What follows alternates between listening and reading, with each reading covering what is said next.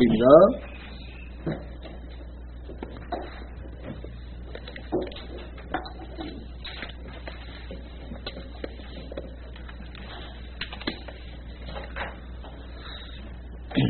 계시록 19장 10절, 계시록 19장 10절입니다. 이에 내가 그의 발 앞에 엎드려 그에게 경배하려 하니 그가 내게 말하기를 나는 내 동료 종이요 예수님의 증거를 가진 내 형제들 가운데 속한 자니 너는 주의하여 그리하지 말고 오직 하나님께 경배하라. 이는 예수님의 증거가 대언의 영이기 때문이라 하더라. 자, 여기서 보시니까 엎드려 경배를 했는데 그 천사가 얘기하기를 그가 내게 말하기를 나는 내 동료 종이요 예수님의 증거를 가진 내 형제들 가운데 속한 자니 너는 주의하여 그리하지 말고 오직 하나님께 경배하라. 이렇게 말씀을 했었습니다.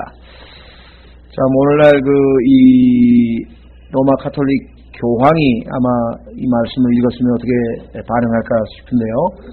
오늘날 많은 사람들이 물론 교황 이외에도 경배를 받는 사람이 또 여럿 있는지 모르겠습니다. 하도 이단 종파가 많고 성경에서 말씀하신 대로 자신을 그리스도라고 하는 적 그리스도들이 이 땅에 많이 나와 있기 때문에 그와 같은 자들이 많겠지만 특히 우리가 가장 성경적으로 봤을 때 이와 같은 말씀의 정면으로 어긋나게 행동하는 대표적인 인물이 바로 로마 교황이라고 하는 것을 우리가 잘 알 수 있죠. 왜냐하면 그는 인간인데도 불구하고 자기가 하나님인 것처럼 경배를 받고 있습니다. 특히 그의 호칭이 말씀드린 것처럼 거룩하신 아버지요, Holy Father라고 하는데요. Holy Father. 이 Holy Father라고 하는 말은 요한복음 17장에서 예수 그리스도께서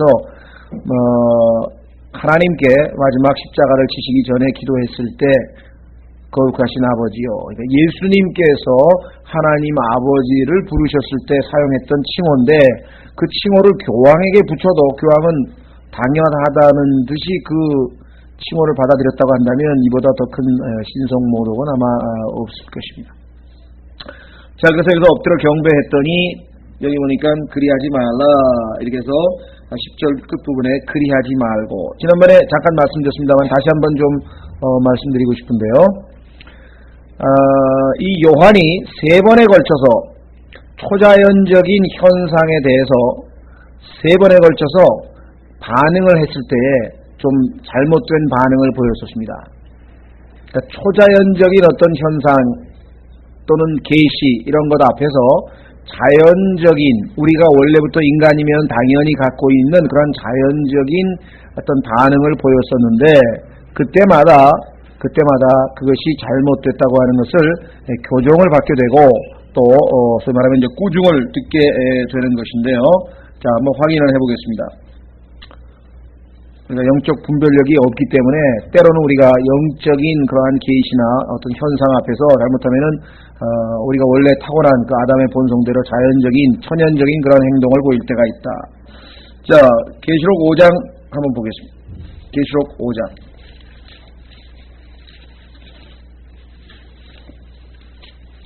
계시록 5장 1절에서 4절을 보시면은요.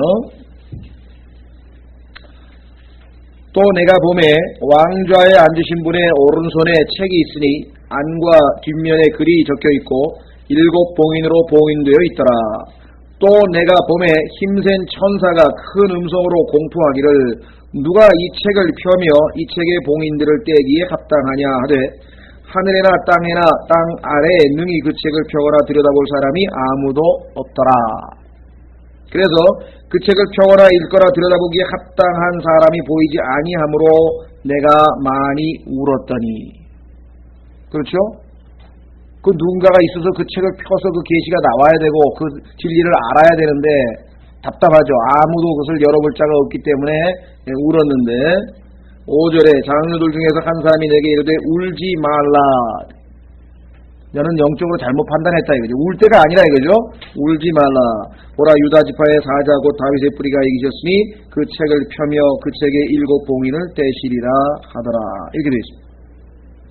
자, 17장 6절로 가보면 거기서도 역시 요한의 어떤 자연적인 반응이 영적인 어떤 그 판단을 흐리게 하는 영적인 판단을 흐리게 하는 그런 경우가 종종 있습니다. 자, 계시록 17장 6절, 계시록 17장 6절, 또 내가 보매 이 여자가 성도들의 피와 예수님의 순교자들의 피에 취하였으므로 내가 이 여자를 보고 매우 놀라며 이상히 여기니. 자, 우리가 보기에는, 얼핏 보기에는 그야말로 당연한 것이죠. 왜냐하면은 여기서 이 엄청난 현상을 보고, 그렇죠, 초자연적인 그 환상을 보고 더더군다나 어떤 여자가 나타나는데 그 여자의 모습이 정말 꿈에서도 보기 싫은 어떤 아주 추악한 모습으로 등장을 했는데, 거기에 보니까 또 피에 취해 있는 모습을 봤다. 그야말로 아마 끔찍했었던 모양이겠죠. 그런데 매우 놀라며 이상히 여기니. 7절에 천사가 내게 이르되 어찌하여 놀라느냐, 내가 이 여자의 신비와 그녀를 태운 짐승 곧 7머리와 10뿔을 가진 짐승의 신비를 내게 말하여 주리라. 놀랄 일이 아니죠. 사실은 영적으로 이 큰 음녀 바벨론이라고 하는 것이 우리가 창세기 10장에 님롯이 바벨탑을 세우던 그때부터 시작해서 그의 아내 세미라미스와 님롯으로 인해서 생겨난 어떤 신비의 종교, 즉 당시에 노아의 홍수를 통해서 하나님께서 심판을 했고, 그 심판의 결과 사람들이 이제 하나님에 대한 두려움이 어느 정도 남아 있었죠. 그래서 올바른 신앙을 그나마 유지하고 있었던 그때 사람들로 하여금 하나님을 벗어나서 새로운 어떤 인간적인 어떤 그 종교를 찾게끔 만든 그 장본인이 바로 이 두 부부였는데요.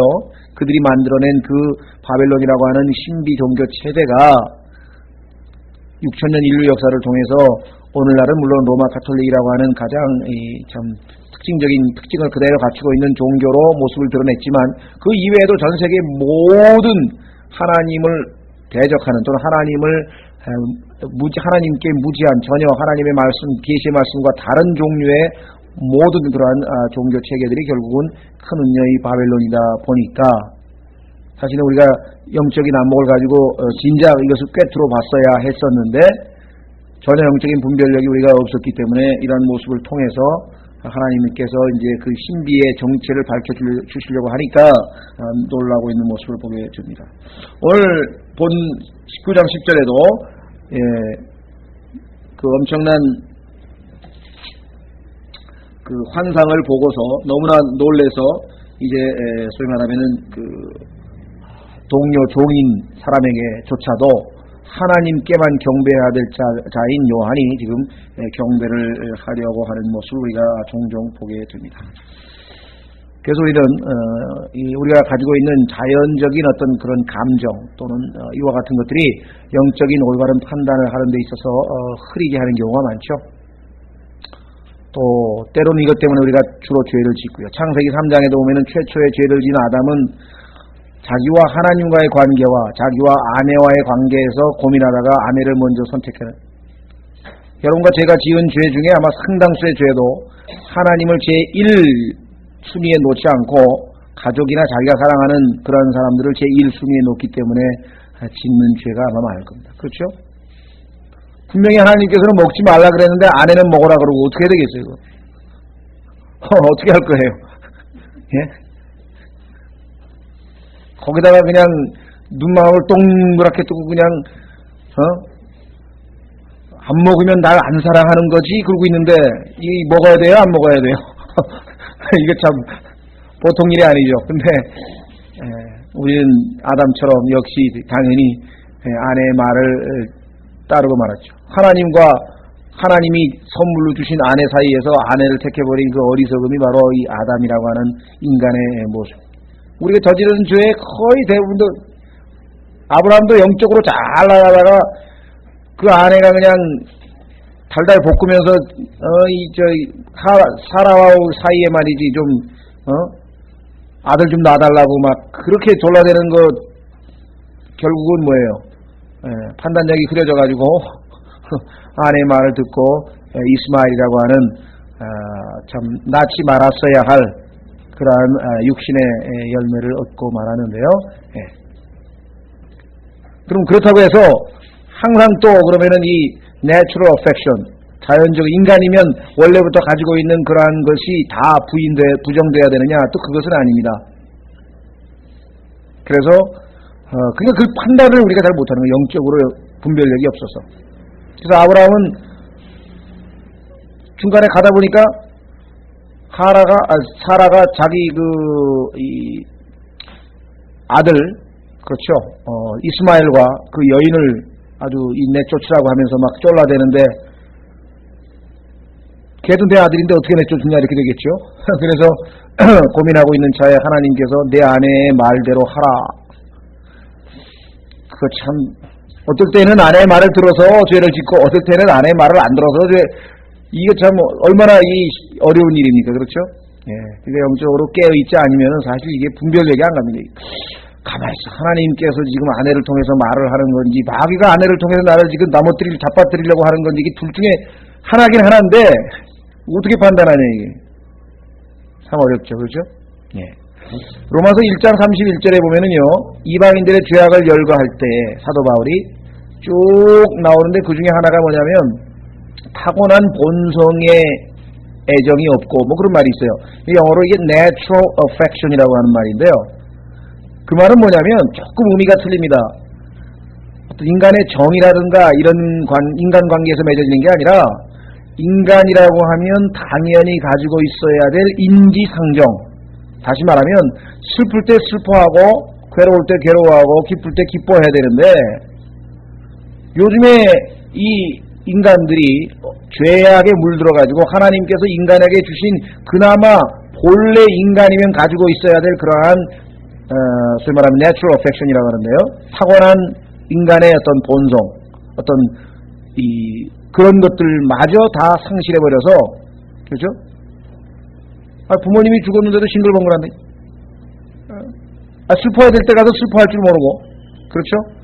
불의를 보고 화를 내야 되는데 화를 내야 될 때 가서 화를 못 내고, 하여간 우리가 봐도 이게 뭐가 자연스럽지 못한 그런 일들이 오늘날 우리 주변에 있게 된다. 그래서 그것이 이방인들의 죄악의 하나로 나와 있거든요. 그래서 내추럴하다는 게 이게 전부 다 나쁜 거냐? 그런 것만은 아닌 것 같아요. 성경에 보니까. 왜? 내추럴 어펙션이 없다고 그게 죄라고 성경에 얘기한 거 보면은 우리가 좀 조심을 해야 될 것 같습니다. 자, 어쨌거나 이와 같은 사실을 좀 우리가 영적으로 상당히 큰 교훈이 되기 때문에 좀 한번 강조를 했고요. 자, 10절 그 뒷부분에 셋째 줄에 예수님의 증거를 가진 내 형제들 가운데 속한 자니 이렇게 했는데, 이 예수의 증거에 대해서 뒤에 정의하기를 대언의 영이라 이렇게 되어 있습니다. 일반적으로 우리가 이거를 영적으로 우리에게 많이 적용을 해서 예수님의 증거, 내가 예수 그리스도의 사람이라고 하는 증거, 내가 구속받았다고 하는 증거, 내가 하나님의 자녀라고 하는 증거가 뭐냐? 그거는 우리에게 대언의 영이 있기 때문이다. 그래서 특히 대언 중에서도 예언의 영이라고 우리가 강조를 많이 했었는데요. 즉 미래에 대한 확신을 가지고 있다. 예수 그리스도를 믿는 사람들은 우리가 우리의 미래에 대해서 적어도 죽으면 우리가 어떻게 될 것인지를 확실하게 알고 있고, 그 다음에 특히 하나님의 예언의 말씀들을 우리가 쭉 공부해서 앞으로 되어질 일들이 하나님의 약속된 예언의 말씀대로 그대로 성취될 것을 우리가 잘 알고 있다. 이렇게 해서 우리가 보통 그렇게 적용을 많이 했었죠. 사람들에게 오늘 당신이 만약에 죽으면 당신은 어디가 있게 될 겁니까? 이렇게 물어보면 나는 셋째 하늘에 가서 예수 그리스도와 함께 있게 될 것입니다. 이렇게 얘기를 하면은 당신에게는 예수의 증거가 있군요. 이렇게 이제 우리가 보통 적용들을 많이 했었습니다. 그 말이 틀린 말은 아닌 것 같아요. 내용 자체가. 그러나 요 문맥에서 예수의 영이 대언의 예수의 증거가 대언의 영이라고 했을 때 이 문맥에서 갑자기 왜 그런 얘기가 나오겠는가? 그래서 이 문맥에서는 조금 벗어난 것 같다는 거죠. 영적으로 우리에게 그 말이 틀린 말은 아닙니다. 그렇죠? 예수 그리스도를 믿는 사람들에게는 우리 안에 성령께서 거하시는데 그 성령은 대언의 영이시죠. 하나님의 말씀을 증거하기 때문에 앞으로 되어질 일에 대해서 우리는 담대하게 얘기할 수 있습니다. 어떤 사람에게 당신은 지옥에 갈 것입니다. 이렇게 얘기할 수 있다. 이게 미래를 예언할 수 있다. 어떻게?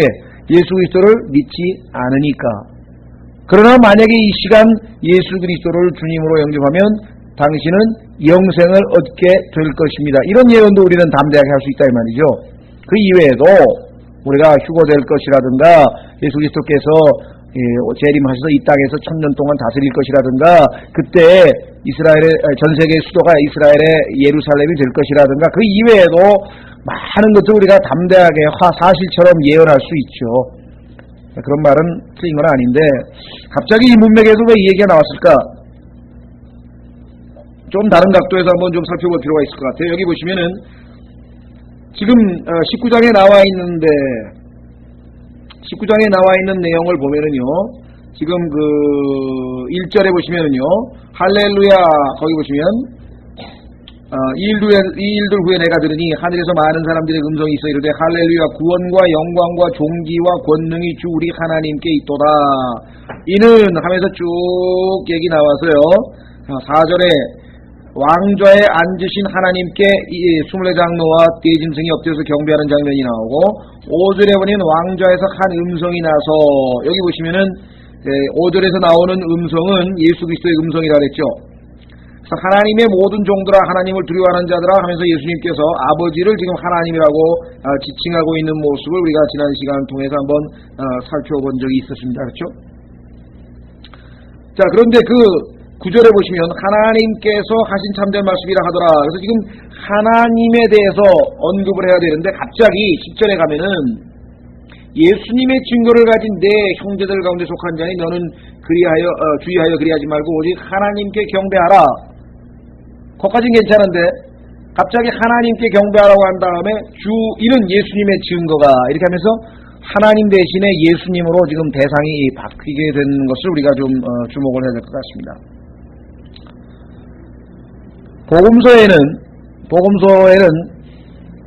우리가 예수님을 주님이라고 부르는 구절들이 상당히 많이 나오죠. 그렇죠? 예. 요한복음 13장 13절에도 보면은 예수님께서 너희가 나를 선생이라고 하고 주라고 한즉 사실 내가 그러하다 하고 예수님께서 그 사실들을 받아들이셨는데요. 여기서는 지금 아주 영광의 하나님이 등장하시는 장면인데 왜 예수님이라고 하는 이름이 나왔느냐? 예수님은 아시다시피 이 땅에서 사셨던 하나님의 아들의 인간으로서의 이름이잖아요. 그렇죠?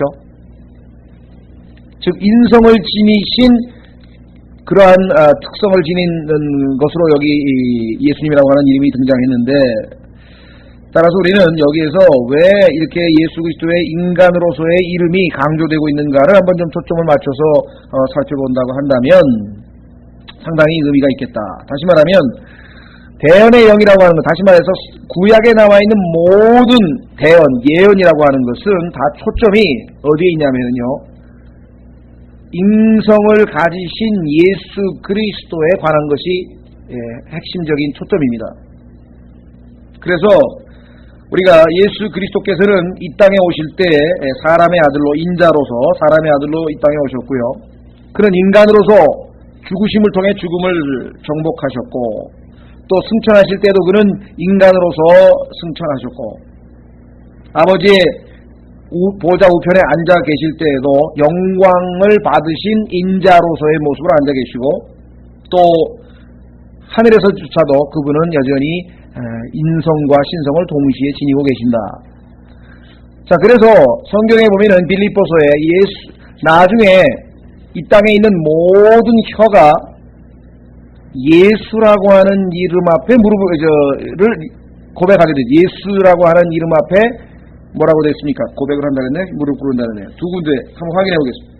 빌립보서 2장 20 몇 점입니까? 빌립보서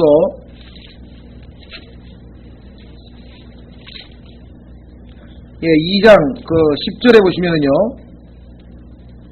하늘에 있는 것이나 땅에 있는 것이나 땅 아래 있는 것들로 하여금 다 예수라는 이름에 무릎을 꿇게 하시고 그랬다.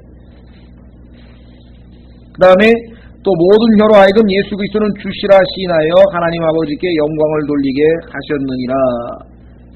그래서 결국은 구약에 나와 있는 예언이라고 하는 것은 예언의 영 그랬는데 그 예언이 그 영을 통해서 하나님의 영을 통해서 예언을 하게 될 때 그 예언의 초점은 육신을 입고 이 땅에 나타나신 예수라고 하는 거기에 모든 초점이 맞춰져 있다.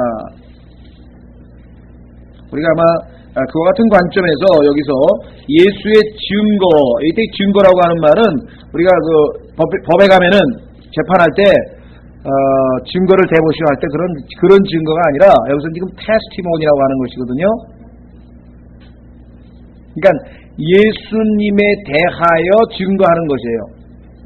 여기서 테스티모니 오브 지저스 할 때, 그러니까 구약의 수많은 이 대언자들을 통해서 하나님께서 말씀하신 그 대언의 초점이 바로 인간이신 예수 그리스도라고 하는 사실을 여기서 아마 강조하는 것 아닌가. 그래서 빌립보서에서도 모든 혀가 결국은 무릎을 꿇을 때 예수라는 이름 앞에 꿇지 하나님이라고 하던가 이런 다른 이름이 아니라고 하는 것을 여기서 아마 강조하는 것 같습니다. 문맥에서 볼 때는 그게 아마 좀 우리가 참고해야 될 내용이 아닌가. 자, 11절로 가겠습니다. 또 내가 하늘이 열린 것을 보리 보라 흰 말이라 그 위에 타신 이는 신실하시니 참되시니라 일컬음을 받나니 그분께서 의로 심판하며 전쟁을 하시더라. 그분의 눈은 불꽃 같고 그분의 머리 위에는 많은 왕관이 있으며 또 그분께서 기록된 한 이름을 가지고 계시되 그분 밖에는 그것을 아는 자가 없고 또 그분께서 피에 담근 옷을 입으셨는데 그분의 이름은 하나님의 말씀이라 일컬음을 받더라. 자, 우선 여기서 하늘이 열렸습니다. 드디어 이제 하늘에서 지상으로 내려오는, 우리가 이것을 구약에서는 바로 그날이라고 했었고요, 주의 날이라고 했었고 또 진노의 날, 복수의 날 이렇게 여러 가지로 표현했는데 이것은 우리가 얘기하는 마지막 날이지만은요, 실제적으로 이 날이 성경에서 얘기하는 모든 것이 다 끝나는 마지막 최후의 심판, 소위 얘기하는 백보자 심판의 날이냐, 그거하고는 아니죠. 천년간의 간격이 있죠. 그렇죠? 예, 그래서 우리는 그 20장 3절에 보시면은 20장 3절에서 11절 사이에 있게 되는 천년 왕국에 대한 내용은, 그렇죠? 우리가 천년 왕국이 끝나고 마지막으로 11절서부터 20장 11절서부터 이 백보자 심판이 벌어지는데 그 백보자 심판과 이 진노의 날과를 혼동해서는 안 된다는 것입니다. 천년차게 있다는 사실을 이미 배웠지만요. 여러 가지 면에서 우리가 대조적인데요. 예를 들면은 20장 11절에 보면은요, 12절에 보면은 이때 심판받을 때에는 책들이 펴져요. 그런데 예수 그리스도의 재림하는 그 진노의 날에는 무슨 책을 펴고 이런 얘기 전혀 없죠. 그렇죠? 예. 그 다음에 신문이 이루어집니다. 1대1로 하나님 앞에서 신문이 이루어지는데 계시록 19장에 주님께서 재림하실 때에는 무슨 신문이 이루어지고 이와 같은 것은 전혀 보이질 않습니다. 전혀 다른 사건이라고 하는 것. 우리가 이것을 좀 기억을 하셔야 하고요. 자, 그러면은 진노의 날, 예수님께서 드디어 이제 하늘에서 이 지상으로 강림하시는 그 날인데요. 공중재림 말고 지상재림이라고 하는, 이상강림이라고 하는 이 날은 성경적으로 봤을 때 어떤 의미가 있는가 조금 정리를 해봤으면 좋겠습니다. 하나는 그동안에 축적되어졌던 하나님의 진노가 드디어 이제 폭발하는 것이죠. 그래서 하나님의 의로우신 그런 분노가 그동안에 쭉 누적되어 있다가 여기서 마지막으로 이제 폭발하시는 겁니다. 성경 곳곳에서 시대별로 보면은요, 아모리 족속들도 하나님께서 때가 차서 그들의 죄악들을 심판하시고 또 이스라엘도 때가 차서 바벨론으로 포로 또 아시리아로 포로로 가고 이와 같은 일들이 주로 있었지만은 이제는 하나님의 진노가 마지막으로 완전히 폭발하시는 것, 오랜 하나님의 진노가 드디어 폭발한다. 두 번째는 성도들이 그간에 기도했던 기도, 특히 계시록 6장에 보면은 여러분들 그 제단 밑에 있던 혼들이 우리의 원수를 갚아주시는 때가 언제냐고 하면서 기도했었죠. 예. 그 이외에도 구약시대에도 보면은요, 많은 사람들이 그와 같은 기도, 소위 말하면 그 원수를 갚아달라고 하는 그런 종류의 기도가 시편에 보면 굉장히 많이 나오는데, 물론 그것은 주로 환란 때에 이스라엘의 백성들의 기도와 교리적으로 연관이 있습니다만은 그와 같은 모든 기도들이 응답을 하게 된다.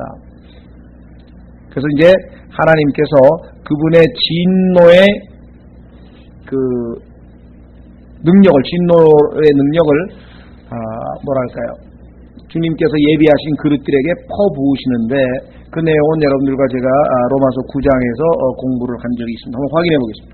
로마서 9장에 보면은 긍휼을 받을 그릇과 진노를 받을 그릇이 있다고 말씀을 했었죠. 로마서 9장 22절.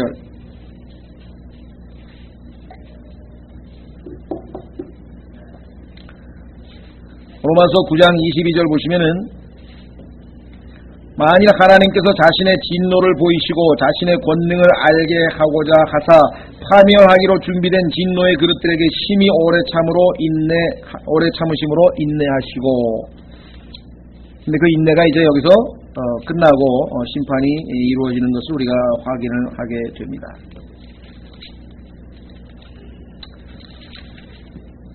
자, 그래서 우리는 하늘이 열리고 예수 그리스도의 지상 강림의 몇 가지 의미를 좀 살펴봤고요.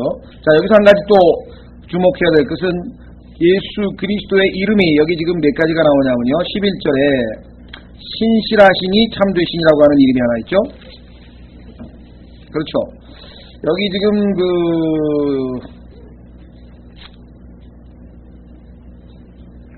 이름이 신실하시니 참되시니 이렇게 해서 지금 두 개가 나와서 표현했지만 사실은 신실하고 참되시니 뭐 이렇게 해도 사실은 한 분이니까 뭐 표현이 상관이 없겠습니다. 자, 두 번째 예수 그리스도의 이름은 12절에 보니까 기록된 한 이름이 있는데 아는 자가 없다 그랬습니다. 자, 그건 좀 이따 한번 살펴보고요. 왜 아는 자가 없는가? 세 번째는 말씀이라고 기록되어 있죠. 하나님의 말씀. 13절에 하나님의 말씀. 그렇죠? 자, 그 다음에 마지막 16절에 왕들의 왕, 주들의 주 이렇게 되어 있죠. 그죠? 왕들의 왕, 주들의 주 이렇게 해서 재림하시는 예수 그리스도의 이름이 우리가 네 종류로 나와 있음을 보게 됩니다. 자, 그러면은 예수 그리스도께서 재림하시면은 그 결과가 어떻게 될 것인가? 첫째는 말씀드린 것처럼 구약의 약 500여 가지의 예언, 예수 그리스도의 재림에 관련된 모든 예언이 여기서 성취되는 것이죠. 그렇죠? 두 번째는 모든 사악한 자들이 여기서 예수 그리스도께 굴복해서 결국은 예수님을 뭐라고 부릅니까? 주라고. 예수 그리스도께 주라고 부르게 되는 거예요. 굴복하게 되는 거예요. 무릎을 꿇고 예수님을 고백하게 되고. 이 땅에서 오늘날 이 땅에 아마 260여 개국의 많은 이 통치자들이 있는데 유엔 가입 국가들이 있다 그러는데 모르겠어요. 더 있는지. 그 많은 국가의 통치자들 가운데 지금 현재 예수 그리스도께 굴복을 하거나 예수님께 순종을 하거나 예수님을 믿고 따르는 사람이 얼마나 있겠는가. 그러나 그때 가면은요, 말씀드린 것처럼 모든 통치자들이 예수 그리스도의 발 밑에서 그분께 경배할 수밖에 없다. 자, 그리고 20장 1절에 그 결과 이제 사탄이 1000년 동안 묶이는 내용이 나오죠. 예수 그리스도의 재림의 결과 사탄이 1000년 동안 묶인다. 왜 그렇습니까? 예수님께서 사탄보다 강하시니까 그렇죠. 마태복음에서 예수님께서 강한 자가 와서 그 집에 있는 자를 묶어놓고 그 집을 약탈을 해간다 그랬죠. 그래서 만약에 내가 사탄의 힘을 빌어서 사탄을 쫓아낸다고 한다면 그 집안이 분란이 일어나서 어떻게 되겠느냐 하면서 예수님께서는 나중에 오셔서 그와 같이 사탄보다 더 강한 자임을 입증하실 것을 우리가 보인 것을 보게 됩니다. 자, 그리고 드디어는 그 결과, 재림의 결과 이 교회는, 예수 그리스도의 몸된 교회는 이제 뭐가 됩니까? 제사장과 왕이 됐죠. 자, 계시록 1장으로 가겠습니다. 계시록 1장에 6절.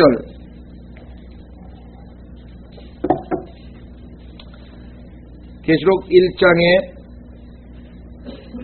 6절. 하나님 곧 자신의 아버지를 위하여 우리를 왕과 제사장으로 삼으실 그분께 영광과 통치가 영원 무궁토록 있기를 원하노라. 지금은 아니지만 우리가 이제 곧 주님과 함께 이와 같은 직분을 받게 되게 될 것을 성경은 말씀하고 있다. 자, 그래서 이제 11절서부터 계시록 19장 11절서부터 구체적으로 좀 살펴보겠습니다. 자,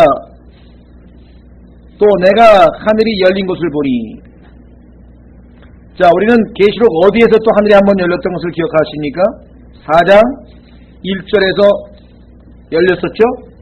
그때 성도들이 휴거가 있었는데요. 그렇죠? 그래서 예수님이 뭐라 그랬어요? 요한복음 10장에서 내가 곧 문이라 그랬죠. 양의 문. 그래서 우리는 그 문을 통해서 하늘나라로 올라갔는데 그 다음에 들어오고 나가고 주님께서 그 말씀하셨죠. 자, 요한복음 10장으로 갑니다. 요한복음 10장에 주님께서 하신 말씀이 그대로 이루어지는 순간입니다. 이제 땅으로 우리가 내려오는 거예요. 성도들이 주님과 함께 땅으로 내려오는 사건. 요한복음 10장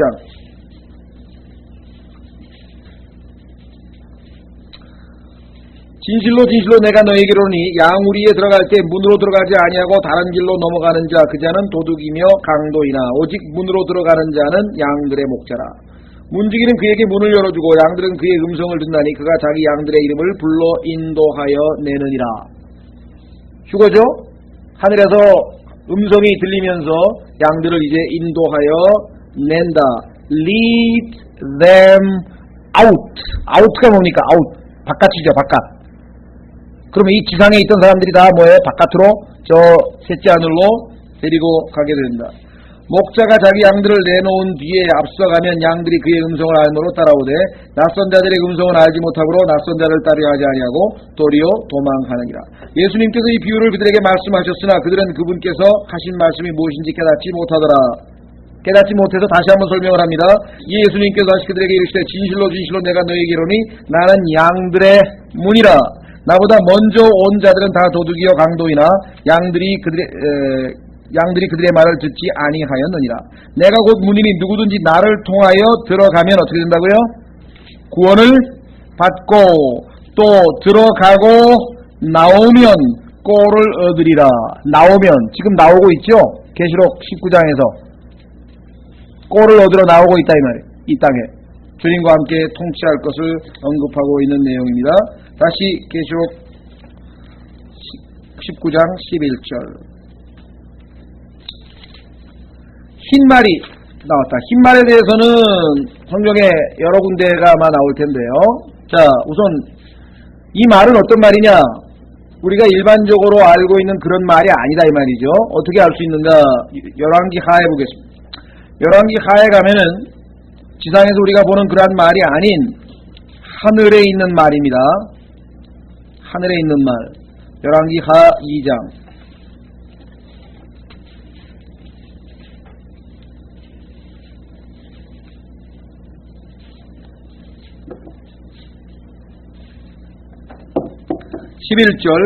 열왕기하 2장 11절. 엘리사와 엘리야가 헤어지는 순간인데요. 두 사람이 여전히 가면서 이야기하더니 보라 불수레와 불말들이 나타나 두 사람을 갈라놓고 엘리야는 회오리바람을 타고 하늘로 올라가더라. 자, 6장으로 또 가보겠습니다. 6장 17절. 열왕기하 6장 17절에 엘리사의 종이 적군에 의해서 포위당한 것을 보고 두려워서 떨고 있을 때 엘리사가 영적인 눈을 떠서 보니까 훨씬 더 많은 하나님의 군대가 있는 것을 보고 그에게도 보여주십사 하고 기도를 합니다. 17절 기도하여 이르되 주여 원하건대 그의 눈을 여시사 보게 하옵소서 하니 주께서 그 청년의 눈을 여심해 그가 보니 보라 불말과 불병거가 산에 가득하여 엘리사를 불렀더라. 그렇죠? 자, 그런데 이 말은 우리가 보는 이 지상의 말이 아니다. 어떤 말이냐? 영적인 말입니다. 말은 진짜 말인데 육체를 가지고 있는 그런 말은 아니죠. 자, 이사야서 31장으로 가면은 이사야서 31장 3절. 이사야서 31장 3절에 보면은 단지 육체일 뿐인 말이 있어요. 그럼 우리가 지상에서 보는 말은 단지 육체일 뿐인 말이죠. 자, 이사야서 31장 1절서부터 보시면 하나님께서 이렇게 명하십니다. 화 있을진저 도움을 구하러 이집트로 내려가는 자들이여 그들은 말들을 의지하며 병거들이 많음으로 병거들을 신뢰하고 기병들이 심히 강함으로 기병들을 신뢰하며 이스라엘의 거룩하신 이를 바라보지도 아니하고 주를 찾지도 아니하는도다.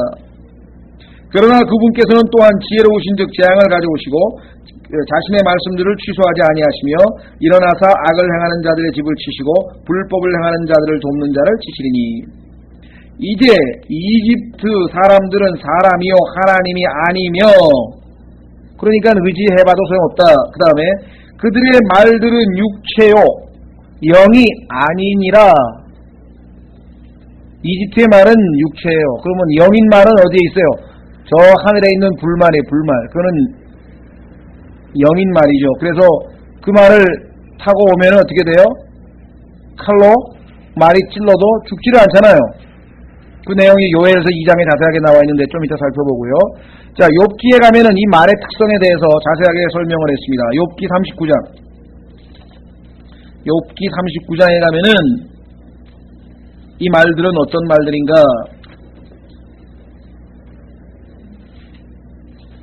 욥기 39장 19절. 물론 지상에 있는 일반적인 말에 대한 내용도 맞지만요.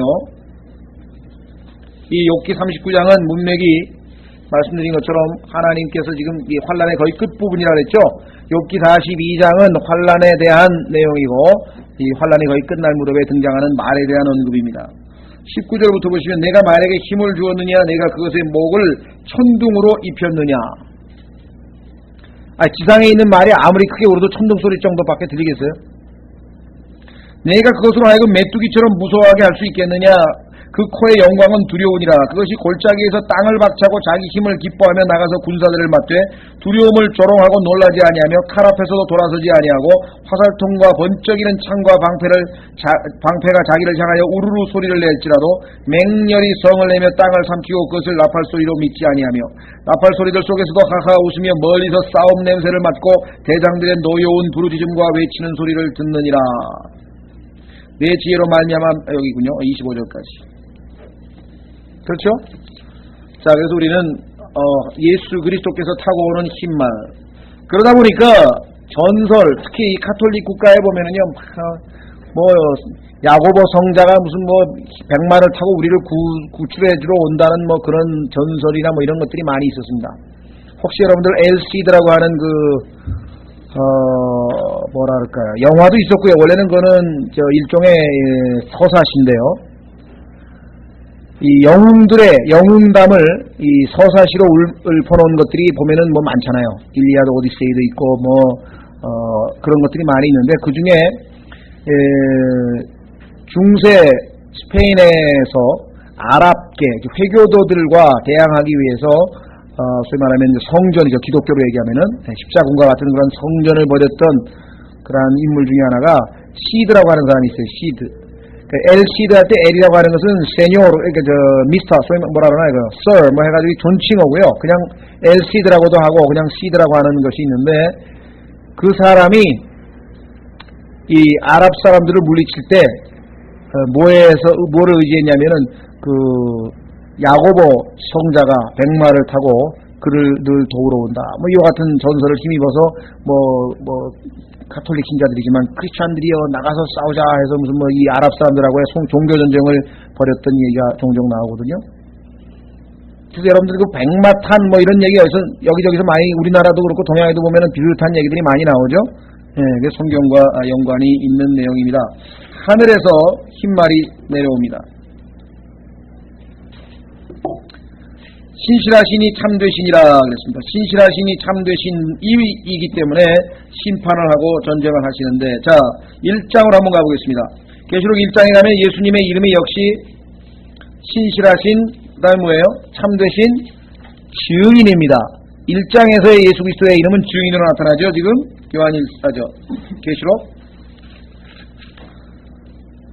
1장 몇 절입니까?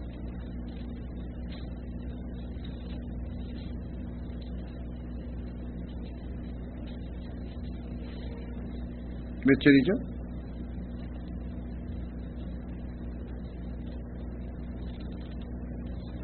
아니, 1장이 아닌가 보다.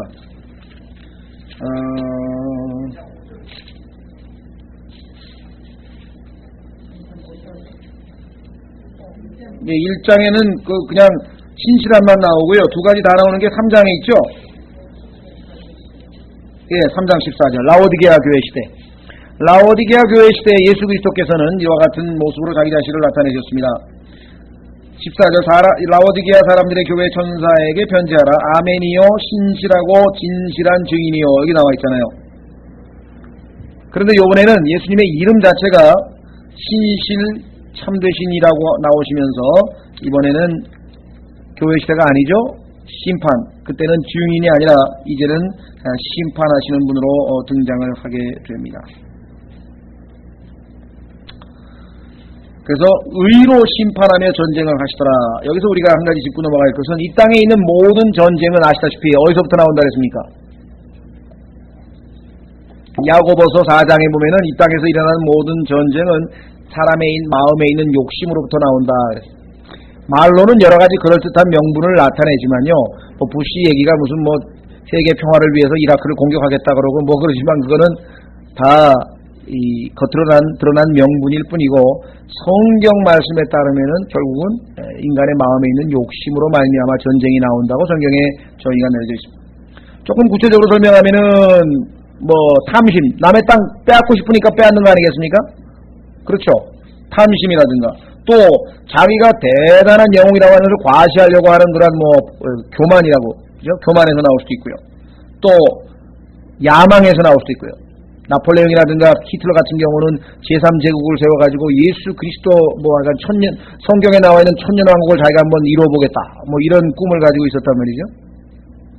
자, 결국은 한마디로 얘기하면은 전부 이기적인 어떤 그 욕심과 관련된 그러한 동기에서 이 세상에 있는 전쟁은 있는데, 유일하게 여기 나와 있는 것처럼 의로운 전쟁, 모든 것을 정결케 하고 깨끗해 해서 심판의 전쟁이 있습니다. 그래서 의로 심판하며 전쟁을 하시더라.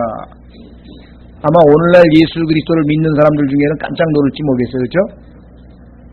교회 다니시는 분들에게는 일반적으로 오해가 돼서 예수님은 그저 항상 부드러우시고 온유하시고 사랑이 넘치시고 어떤 그러한 예수 그리스도에 대해서만 지금 알고 있지만, 우리 교회를 향해서 예수 그리스도를 믿는 성도들을 향해서는 물론 그리하신 분이십니다. 그렇죠?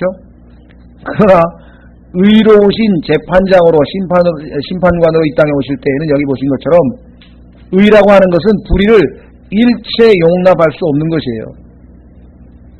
의로 심판하십니다. 봐주거나 조금 어떻게 눈 감아주거나 이런 게 일체 없습니다. 그리고 그것은 전쟁으로 연결돼서 완전히 모든 것이 다 청산이 되어버린다. 오늘날 예수 그리스도의 몸된 교회에 대해서는 성경에 보니까 대제사장으로서의 중보사역을 하고 계신다. 그렇죠? 대제사장으로서의 중보사역. 지금도 하늘에서 예수 그리스도께서 우리를 위하여 중보하고 계시죠. 그러니까 우리가 죄를 자백하면 우리에게 있는 변호자께서 다 하나님께 변호를 해서 우리가 사함을 받고 합니다. 반면에 이 세상에는 나중에 이분께서는 신말을 타고 오셔서 영원한 멸망으로 이끄는 심판자로서 오신다. 서양 속담인 것 같아요.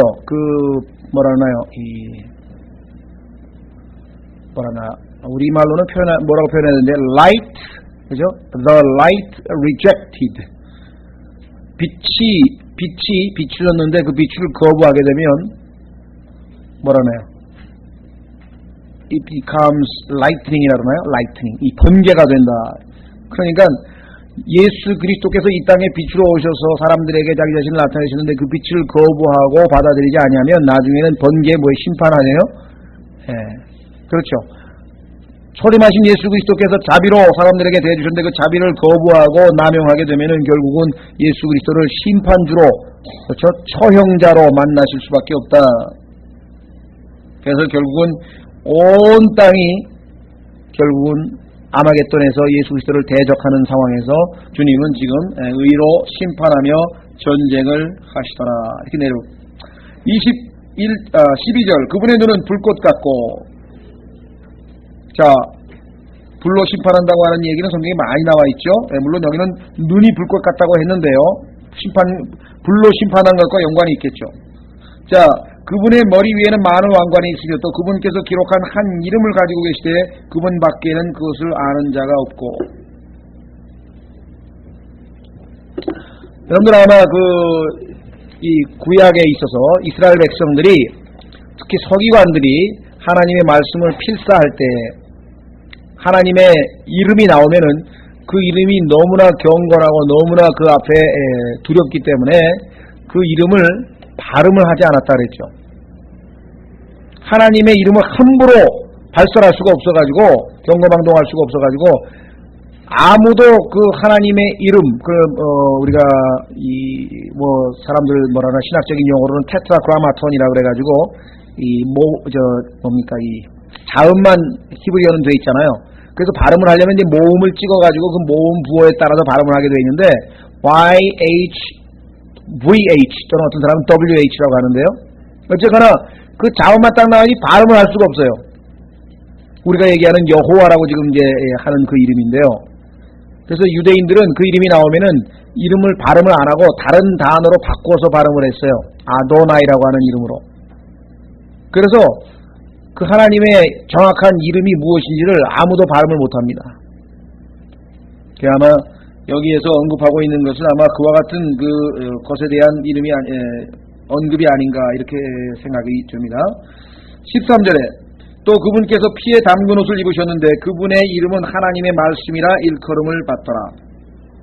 자, 피에 젖은 옷에 대해서는 우리가 구약에서 여러 번 언급을 했습니다. 왜 예수님께서 이 땅에 오셔서 심판을 행할 때 얼마나 많은 사람들이 죽는지 그 피가 말고피까지 찬다고 했고 보스라에서 피로 적신 옷을 입고 오시는 분이 누구냐 하면서 이사야서 63장에도 있고 또 계시록 14장에서 진노의 포도즙 틀을 짓밟을 때 피가 말고피까지 튄다고 했고 그리고 우리는 보통 예수 그리스도께서 피에 적신 옷을 입는 것은 심판으로 말미암은 것으로 이렇게 얘기를 했었는데 그 말이 틀린 건 아닌 것 같은데 여기 문맥에서 보니까 그와 같은 심판이 있기 전에 미리 벌써 옷을 입고 오시는데 그게 피에 적신 옷이라고 표현된 것 같단 말이에요. 그렇지 않습니까? 여기서? 여러분 어떻게 생각해요? 여기 보시니까 또 그분께서 피에 담근 옷을 입으셨는데 그분의 이름은 하나님의 말씀이라 일컬음을 받더라 이렇게 돼 있죠. 그러면서 이제 15절에 보면은 구체적으로 이제 그 진노의 포도즙 틀을 밟으시려다가 15절의 뒷부분에 나온단 말이에요. 그렇죠. 그래서 흰 옷을 입고 오셨는데 심판을 하다 보니까 피가 튀겨서 흰 옷이 된 게 아니고 이 미리 입고 오시는 옷이 이게 피 묻은 옷이 아니냐. 그래서 이제 거기에 대한 이제 추정들이 좀 있습니다. 이것은 뭐 여러분들이 참고로 중요하다는 얘기는 아니지만 참고로 몇 가지 재미있는 추측이 있는데 추측이 성경적으로 아예 근거가 없는 건 아니에요. 그렇다고 그게 맞다는 얘기는 아닙니다. 네.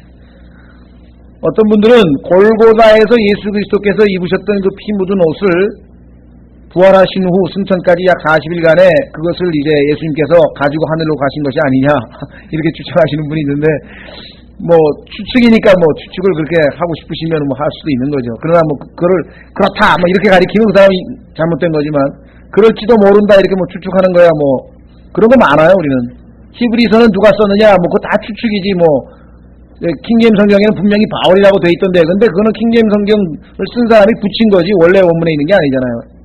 그렇죠. 그래서 이 히브리서의 저자에 대해서도요 많은 사람들이 추측을 했습니다. 뒷부분에 마지막 안부 내용을 보니까 그거는 거의 바울서신하고 비슷하더라. 그래서 바울이라고 하는 사람이 있고 근데 바울서신은 항상 앞부분에 나 바울은 하면서 그 저자가 언급이 되어 있는데 히브리서 1장에는 전혀 없다. 그래서 뭐 누가 썼니 뭐 신학자들이 뭐 별의별 게 다 있어요. 근데 제가 제일 그럴싸하게 수용하는 건 뭐냐면 예수 그리스도께서 쓰셨다는 거예요. 그러니까 승천하기 전에 40일 동안 특히 그 1장에 보면은 마지막 때에 아들을 통하여 말씀하시니가 그거 이제 증거로 어떤 분은 얘기를 하시는 분도 있어요. 그러니까 지금 성경에서 우리에게 정확하게 가르쳐주는 사실과 우리가 추측하는 거하고는 차이가 있습니다. 그래서 이것도 지난번에도 선악과가 포도나무라 그랬더니 이거 사실은 추측을 한 거거든요. 그 성경에 몇 가지 근거도 있는 것 같고 근데 그런 걸 가지고 막 교리처럼 가르쳐가지고 나중에 또 휴거될 때 피를 다 쏟아놓고 간다. 그것도 추측이죠. 사실 성경에 어디 피를 쏟아놓는단 말이 있어요. 혈과 육은 하나님의 나라를 상속받지 못한다고만 돼 있지.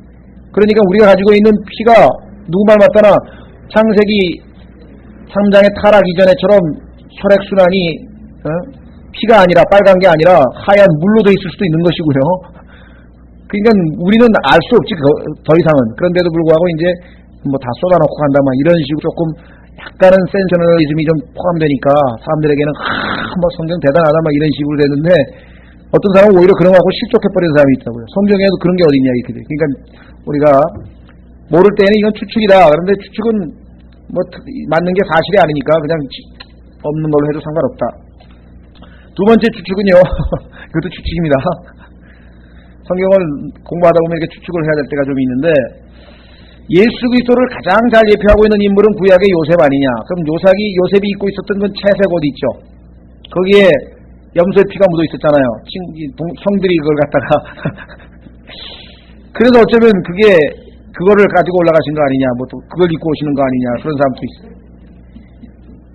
세 번째가 조금 그래도 괜찮은 건 이거는 예수 그리스도께서 이 병정들, 사실 말하면 빌라도의 그 군인들에 의해서 조롱을 당하실 때 헤로데게로 갔다가 이쪽으로 갔다 끌려다니면서 이 왕복을 장난삼아 입히셨잖아요. 네가 유대인의 왕이라 그러니까 왕복을 한번 입으라 이렇게 했단 말이에요. 그런데 그 왕복을 진짜 입고 오시는 거 아니냐. 너희들이 놀려대던 왕이 바로 나다 라고 그것을 입고 오실지도 모른다 이렇게 추측을 하시는 분들이 있는데 이것은 그냥 참고로. 다만 계시록이 문맥으로 봐서는 흰옷을 입고 오셨는데 피를 묻히는 것보다는 아예 입고 눈에 보니까 지금 내려오시는데 흰말을 타고 내려오시는데 이미 피 묻은 옷을 입고 있는 것처럼 묘사가 되어 있기 때문에 그러다 보니까 아마 이와 같은 추측이 나오지 않았겠는가 이렇게 생각을 합니다. 자, 어쨌거나 우리는 거기까지 했고요. 그 다음에 14절 14절인가요? 예. 하늘에 있는 군대들이 희고 깨끗한 고운 아마포 옷을 입고 흰말을 타고 그분을 따르더라. 자, 이들의 정체에 대해서는 이미 19장 8절에 단서를 주고 있죠. 19장 8절 보십시오. 또 그녀에게 깨끗하고 희고 고운 아마포 옷을 차려 입도록 허락하셨으니 이는 그 고운 아마포가 성도들의 의이기 때문이라. 그렇다면은 예수 그리스도의 몸된 교회, 즉 신부가 희고 고운 아마포 옷을 입은 자들인데 여기 나와 있는 14절에도 희고 깨끗한 고운 아마포 옷을 입었다. 그럼 예수 그리스도의 몸된 교회가 여기 포함되어 있다. 다만 교회만이냐 그런 건 아닌 것 같아요. 왜냐하면 아함이라고 하는 게 군대가 지금 복수로 되어 있거든요. 여러분들 솔로몬의 아가에서도 보면은 군대가 두 군대라 그랬죠. 군대가 둘이라 그랬죠. 기억나세요? 솔로몬의 아가서에 보면은 예수 그리스도의 재림할 때 보면은 군대가 두 군대 모습으로 표현이 되어 있습니다. 예, 그래서 우리가 들은 두 가지로 나타나는데 첫 번째는 예수 그리스도의 몸된 교회라고 하는 것은 지금 말씀드린 것처럼 흰 옷을 입은 그런 모습이죠. 그 다음에 두 번째는요, 우리가 여기까지만 하고 좀 쉬었다가 자세히 좀 이따 살펴볼 텐데 두 번째는 대환란을 통해서 휴거된 이스라엘의 남은 성도들이 아닌가 싶습니다. 왜냐하면 계시록 17장 14절에 보면은요,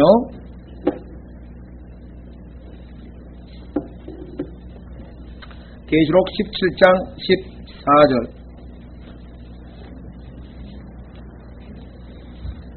자, 이들이 어린 양과 전쟁을 하려니와 어린 양께서 그들을 이기시리니 이는 그분께서 주들의 주시오 왕들의 왕이시며 또 그분과 함께 있는 자들이, 여기 지금 그분과 함께 있는 자들이 나와 있죠. 그렇죠? 예, 그분과 함께 있는 자들이 부르심을 받고 택함 받은 신실한 자들이기 때문이라 하더라. 그래서 아마 이 두 무리의, 즉 예수 그리스도의 몸된 교회와 그 다음에 환란 성도 두 무리가 아마 이 군대를 이루어서 주님과 함께 흰 말을 타고 예수 그리스도를 따라서 이 땅에 내려오는 것이 아닌가. 이것은 뒤에도 좀 연관이 됩니다. 4절, 20장 4절 보시면 20장 4절에 보시면 또 내가 보니 왕좌들과 그 위에 앉은 사람들이 있는데 그들의 심판이 맡겨졌더라 그랬죠. 자, 자, 이들은 예수 그리스도의 몸된 교회입니다. 그런데 또 다른 무리가 하나 나타나요. 그렇죠. 또 내가 보니 예수님의 증거와 하나님의 말씀으로 인하여 목배인 자들의 혼들이 있는데 그들은 짐승과 그의 형상에게 경배하지도 아니하고 이마 위에나 손 안에 짐승의 표를 받지도 아니한 자들이라 그들이 살아서 그리스도와 함께 1000년 동안 통치하되 이렇게 되어 있죠. 천년왕국에서 통치하는 그룹이 여기도 두 가지로 나눠져 있거든요. 자, 이와 같은 것으로 봤을 때에는 교회와 천년왕국의 환란 성도, 죄송합니다. 대환란 기간 동안의 환란 성도가 이 군대를 이루는 것을 우리가 볼 수 있을 것 같습니다.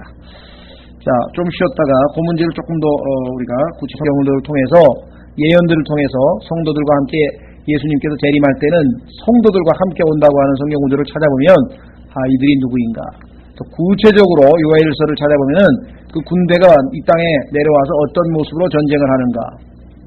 그야말로 여러분의 저와의 어떤 미래가 여기서 아주 멋지게 펼쳐지는 것 같아요. 그렇죠?